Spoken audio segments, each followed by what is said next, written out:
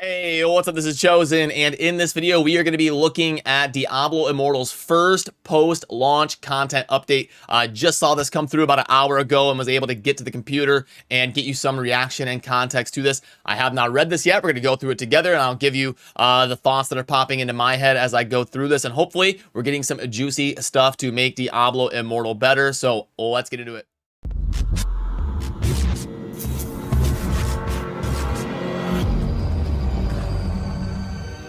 Alrighty, and also, by the way, I will link to this down below if you would like to pull it up and have the source material that you can look over yourself. So we've got, since taking the first steps in Diablo Immortal, adventurers have vanquished countless demons, loosened the hold of the burning hells over Sanctuary, and tracked down fragments of the Shattered Worldstone. Today, we're excited to share details on our first new content drop since launch and provide a preview of our next batch of new content to come. Before we dig in, let's give you insight into our post-launch content philosophy and address player concerns around the game and bugs.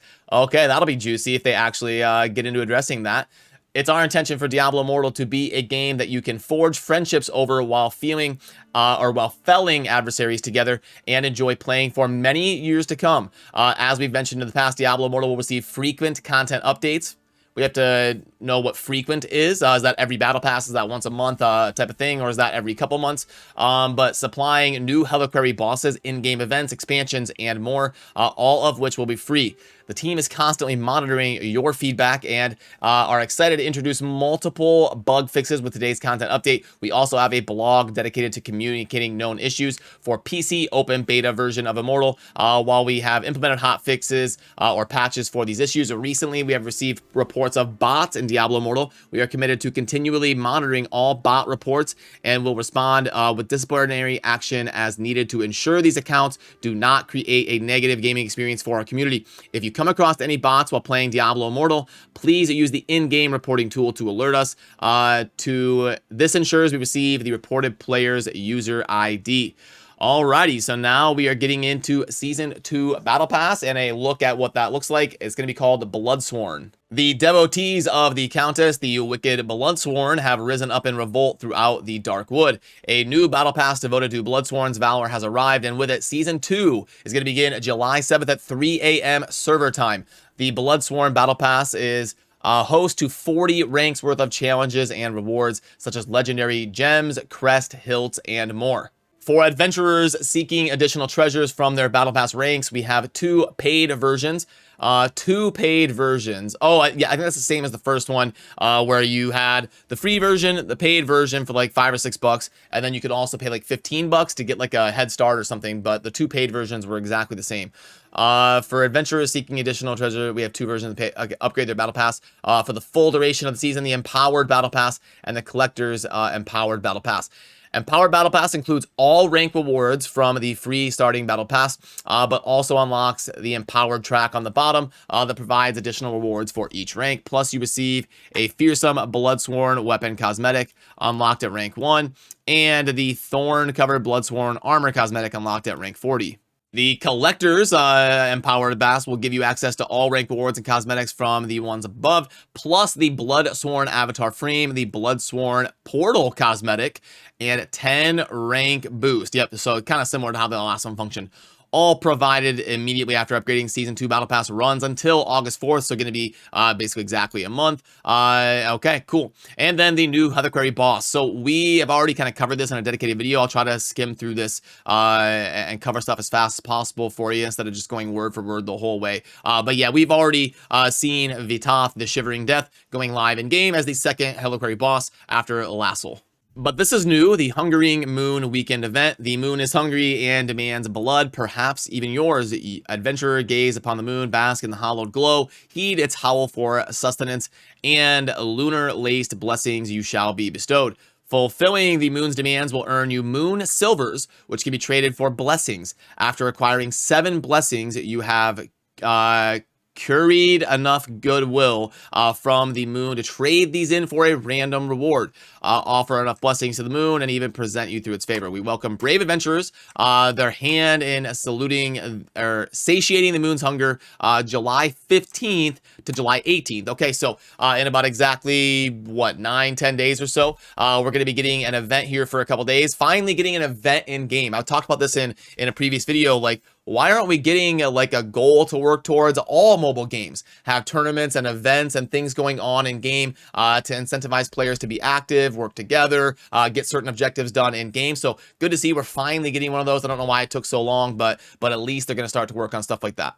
Then we've got what's to come. Blizzard and the Diablo Immortal team would like to thank you for your time spent defending Sanctuary. This patch is just the start. We've been collecting suggestions and feedback since launch. We don't have entirely split. Oh, yep, the class change.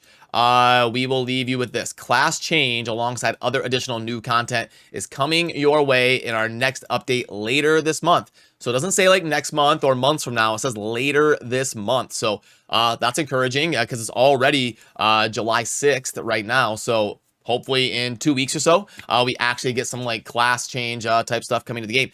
Oh my goodness, we've got balance changes. Okay, I told you I was reacting to this live. Let's see what this is going to be. So it looks like the Wizard getting a damage increase on Arcane Wind and a range increase. Okay, nice. And then Arcane Wind is getting a decent damage increase and a lot of range increase.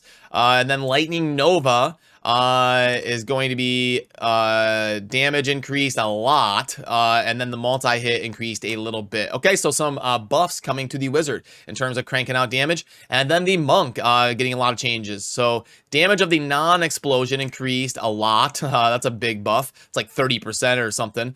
Range increased as well on that, and then the Exploding Palm Legendary is going to now increase the damage and the range as well, and then so getting a lot of rework to Exploding Palm here on the Monk is what all of these are addressing. So if you're a Monk out there, your Exploding Palm ability is going to be a lot better now. And if you're a Wizard, Arcane Wind and the Legendary for the Arcane Wind and Lightning Nova are going to be better.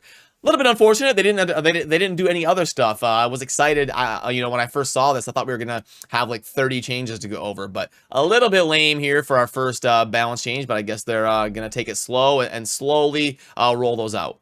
And then we've got some bug fixes, and starting with gameplay. Adjusted monster spawn logic to reduce the effectiveness of standing in one place. Library was already nerfed into the ground. Mount Xavian to farm the same spawn point repeatedly. Okay, so I'm going to have to dive in game and test some of this stuff out. Maybe they're trying to address some of the AFK spoon type farming that was kind of plaguing some of the servers out there. Adjusted the way auto-targeting will work after a player casts the same skill over a sustained duration. Okay, so maybe another thing addressing the AFK spoon farming type mechanic, where if you're just spamming auto attack, eventually it's going to stop auto targeting after a certain amount of time. That's another thing I'll have to jump in and test.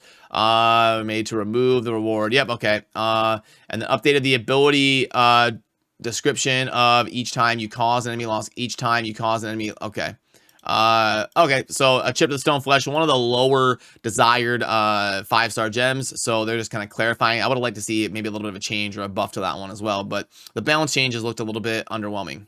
Then we got some issues being fixed here. Some class abilities will not play audio. Fix an issue that would cause resonance and combat rating to display 0. Doorways, block bosses, and other large monsters. I can kind of scroll through these quickly. An issue that would not disconnect from the party. These are just kind of like some random performance type things. Paragon requirement from some quests. Upgrade materials that properly returned. That's good. Oh, I've actually seen this one. Fixed multiple issues that would cause some characters to fall through the world. That's happened to me like 2 or 3 times where I'm playing and your character like falls through the floor and you can see everything up on the surface, but the floor is like transparent. It's really weird. And your character just sits there falling. And then eventually, luckily, it snapped out of it. But okay, they're at least addressing some of the things causing that. That is one that I've personally seen. Experience globes while dropping a smaller radius after killing a mob. That's good. You pop a mob and then it just like explodes everywhere and you got to run around for 5 seconds grabbing everything. So that's nice. They're condensing that a little bit. Okay, not share with party members. That's good. Okay, cool. And then the cycle of strife. Fix an issue where shadow contracts would immediately fail. Immortal overthrow. Okay. Is there anything issue preventing? Let's see. Fix an issue. And again, if you want to scroll through all of these individually, I'm linking to that down below. I just don't want to bore you and read through this word for word. Battlegrounds, adjusted the preparation UI. That's good. Players previously could determine if they were attacking or defending. Okay. Fixed an issue that would cause players to be put back in the queue after entering. So hopefully this addresses some of the times where there's always that one person that glitches or doesn't confirm in the match, bugs and has to re-queue. Added a mechanism to prevent players from attacking the Ancient Heart before Phase 3 has begun. Let's see. This is normal bug fixes. And then a section here with the UI addressing some bugs in that. And then visual stuff here. Might get stuck connected. Okay. Cool. So I think we went over most of the meat and potatoes of this. So balance changes I did not know were coming. So that is nice. I wish it would have been a little bit more robust and addressed a little bit more of the issues in game. I would have liked to see a little bit more changes to PvP. And obviously there's a million different routes we could go with that. But all in all, it's good news to get confirmed that we're going to be getting a patch later this month. So maybe even before the next battle pass, and also really good to see that they're embarking on getting some of these events in game, which is what we really need. We need things going on to keep people logging in and get rewards for being active in the community and getting things done. So the Hungering Moon event is going to be starting on July 15th and going on for a few days. That was good to hear. So yeah, let me know what you think down below in terms of this first blog post and Blizzard finally talking to us about some of the stuff that's going to be coming to Diablo Immortal here in the future. Don't forget to subscribe on your way out. I will be doing a video or two every single day to keep you in the loop for Diablo Immortal and the Diablo community in general. So that'll do it for me on this one. As always, thanks for watching. Have a good rest of your day. Peace.